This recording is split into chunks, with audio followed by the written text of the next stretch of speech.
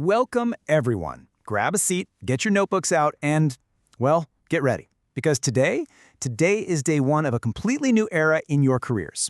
I am PP the Sales Guy, and this explainer is your exclusive career-changing masterclass. We are literally tearing down everything you thought you knew about closing a deal, and we're rebuilding it from the ground up. We're going to master the art of ethical urgency. No more sleazy tactics, no more begging for the business. Today, we elevate your game. Okay, let's dive right into this. As your senior coach, my promise to you in this session is actually pretty simple. What we cover today is going to permanently change how you close deals. Look, I've been in the trenches, I've seen exactly what works, and honestly, more importantly, I've seen what utterly destroys a client relationship. So we're going to focus on a methodology that not only skyrockets your success rate, but actually leaves your buyers thanking you for your time rather than, blocking your number. So here is our roadmap for today. First up, a quick welcome to the team. Then we'll cover the loss aversion concept, the trap of manufactured fear, mastering the suture way, and we'll wrap up with becoming a problem finder. Let's get to it. Section 1. Welcome to the team, where we are redefining sales.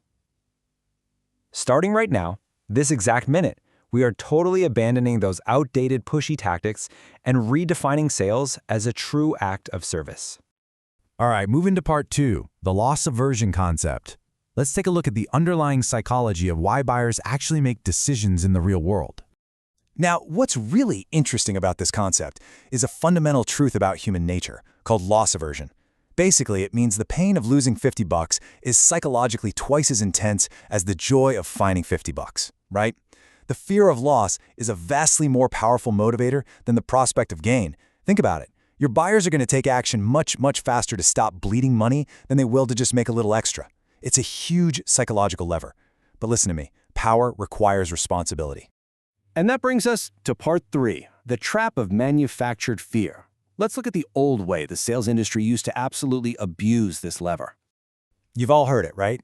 It sounds a little something like, listen, buddy, you're going to lose so much money if you don't buy this today. You've got to sign right now. Ugh. Notice how rushed, desperate, and frankly just kind of sleazy that sounds? I mean, when you hear a salesperson say that, your defenses instantly go up. It feels jarring. It feels manipulative because, well, it is manipulative. Let's break down exactly why this manipulative approach just catastrophically backfires. First off, it totally exaggerates threats without verifying if the claims are actually true for that specific buyer. Second, the fear is artificially planted by the salesperson. It doesn't actually stem from the buyer's reality. And because of that, it leaves the buyer feeling cornered. They feel played. So the crucial point here is this tactic utterly destroys any established trust. And guys, in our business, trust is literally the only currency that actually clears the bank. Okay, let's slow things down a bit. Part 4, Mastering the Suture Way. It is time to learn how to ethically generate self-urgency. We are making a massive paradigm shift on this team today, and this brilliantly illustrates it. Look at the contrast here. The old way relies on you making unverified claims to plant fear and manufacture urgency out of thin air. But the Suture way, it relies on you asking strategic questions so the buyer discovers and owns their own urgency. You aren't telling them they have a problem. It's like you're handing them a flashlight so they can see the problem themselves. So this is what it looks like in practice. You lean in, you drop your tone, and you ask a highly targeted question, like, what does not fixing this cost you per month, roughly? Or maybe, how many hours a week is your team wasting on this workaround? Or even, if this breaks during Q4, what is the impact on your revenue?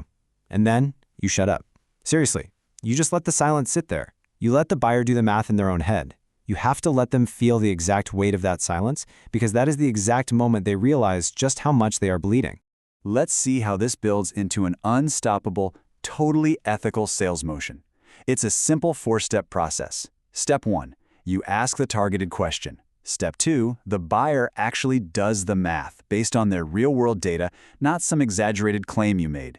Step 3, and this is absolutely critical, the buyer says the number out loud.